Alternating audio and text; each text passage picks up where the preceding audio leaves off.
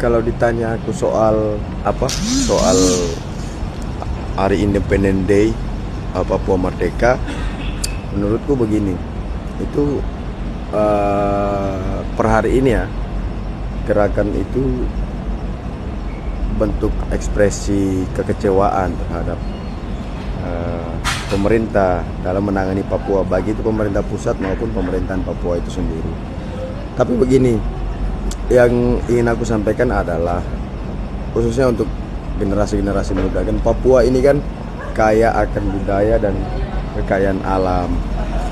Di sisi lain perlu ada percepatan peningkatan sumber daya manusianya. Nah, menurutku untuk anak-anak mudanya itu konsentrasinya di situ aja. Mau bagaimanapun, faktanya adalah Papua itu bagian dari Indonesia dan tidak bisa terpisahkan satu kesatuannya begitu. Tetapi di sisi lain kita juga tidak bisa membatasi apa yang menjadi suara dan apa yang mereka suarakan begitu. Sebetulnya pembelajarannya adalah untuk para pemerintahan di Papua sendiri, harusnya mereka berkaca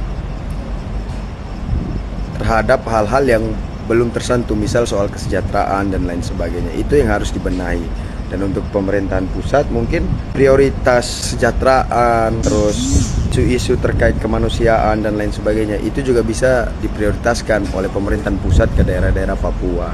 Ikut mengembangkan secara cepat sumber daya manusia masyarakat Papua dan lain sebagainya. Itu yang perlu dilakukan, karena mau bagaimanapun tadi, bahwa Papua itu sampai hari ini masih menjadi bagian dari Indonesia itu sendiri, dan perlu ada perhatian khusus terhadap bukan hanya sumber daya alamnya, tetapi sumber daya manusianya juga. Alamnya juga harus dijaga, manusianya perlu dikembangkan.